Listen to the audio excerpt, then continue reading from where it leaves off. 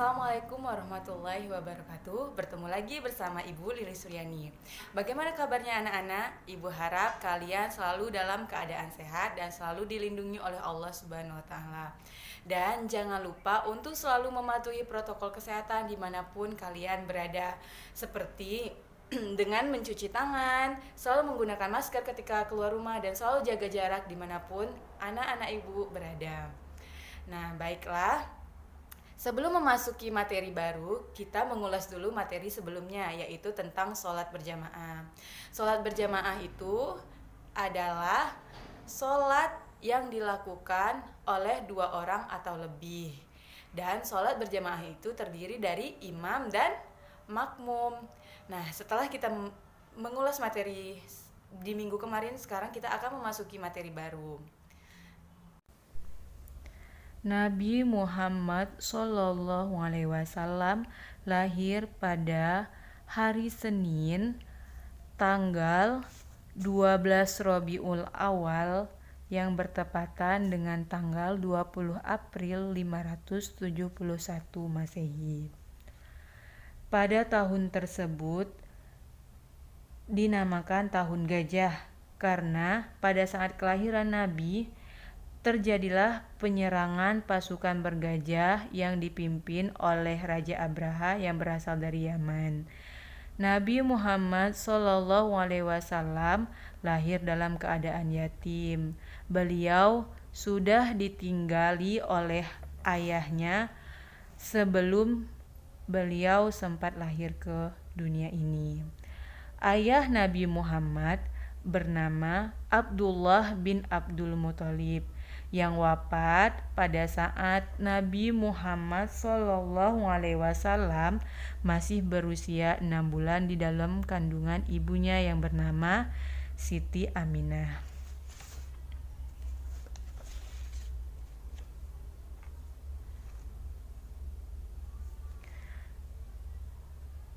Nah, pada saat bayi, Nabi Muhammad SAW diasuh oleh Halimah Sa'diyah dari Bani Sa'ad, kabilah Wazin.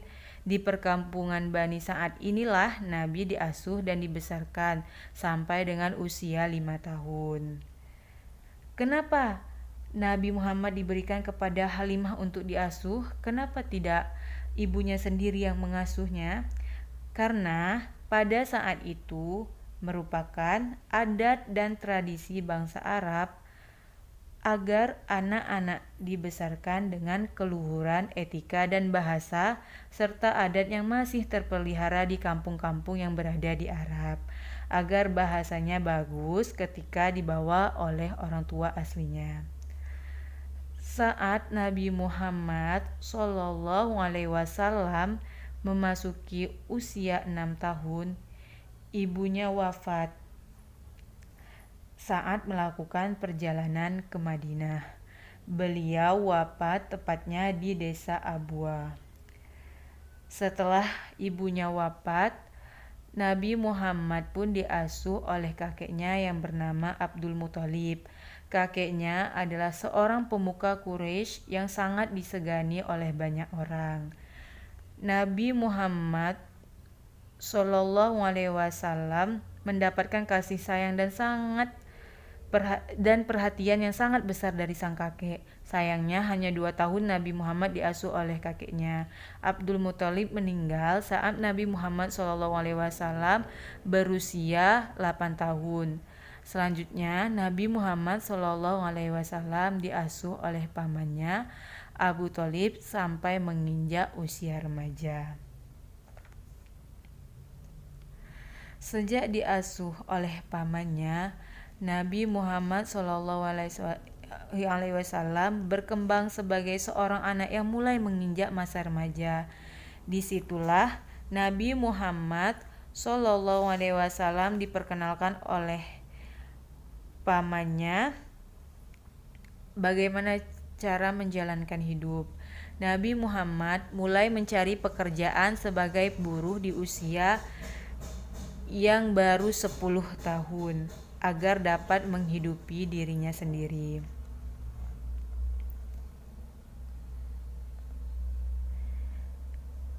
Ia memulai pekerjaannya dengan menjadi pengembala ternak milik orang lain di daerah gurun Mekah yang sangat panas.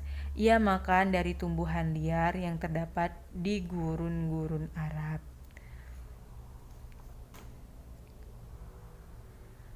Di gurun pasir itulah ia menghayati arti kehidupan yang sebenarnya.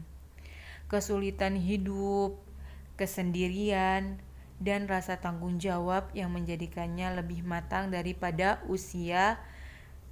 anak-anak pada usia anak-anak pada umumnya. Dia berusaha bertanggung jawab atas apa yang ia lakukan di usia yang masih belia.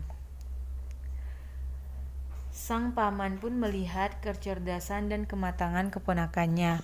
Maka pada usia Nabi Muhammad 12 tahun, pamannya memperkenalkan Nabi Muhammad dengan ilmu perniagaan atau ilmu perdagangan.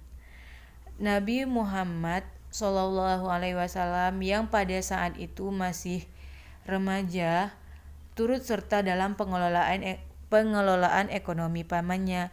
Ia sudah ikut membawa barang dagangan yang diambil dari majikannya yaitu Siti Khadijah. Pada saat itu ia selalu menjalankan dagangannya dengan baik.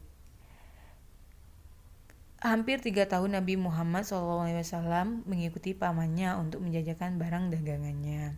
Ketika kafilah dagang mereka sampai di kota Basra di wilayah Syria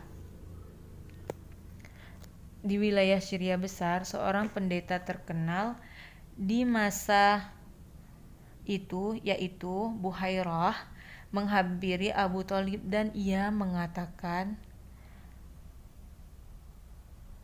"Aku mengenali anak muda ini sebagai sosok yang kelak akan dinobatkan sebagai rahmat bagi semesta alam. Hal ini telah tertulis jelas dalam kitab-kitab kami." Buhairah selanjutnya menyarankan kepada Abu Thalib untuk melindungi Nabi Muhammad. Ia mengatakan, "Lindungilah anak muda ini dari orang-orang Yahudi. Lebih baik bawa ia kembali ke Mekah." Abu Thalib pun menuruti saran dari pendeta tersebut.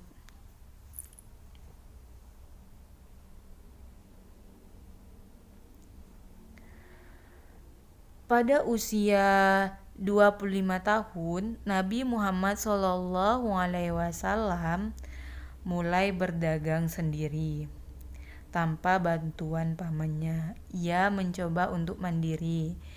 Jadi dia ingin memulai bisnisnya itu dengan seorang diri. Ia mengambil barang dagangannya dan memasarkannya. Ketika berdagang, Nabi Muhammad SAW menerapkan sifat-sifat terpuji. Beliau sangat jujur, tidak pernah berbohong kepada pembelinya dan melayaninya dengan baik. Nabi Muhammad tidak pernah mengambil keuntungan yang terlalu besar, selalu berkata sopan, ramah, dan penuh kasih sayang. Jadi keberhasilan usaha dagang Nabi Muhammad SAW itu disebabkan oleh pribadi mulia yang dimiliki oleh Nabi Muhammad. Beliau adalah sosok yang sangat terpuji.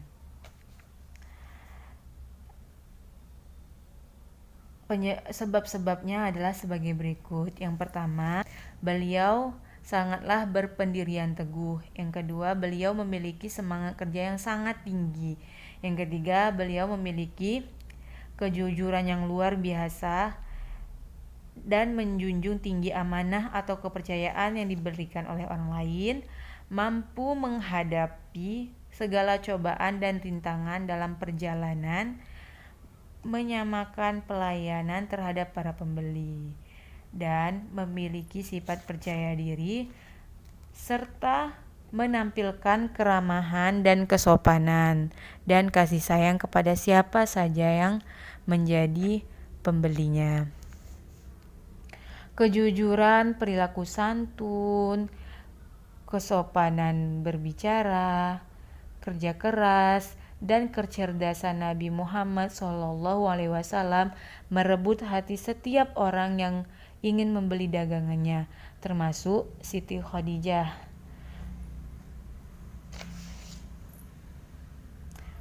Pertama-tama, Siti Khadijah meminta Nabi Muhammad SAW untuk memasarkan barang dagangannya ke Syria.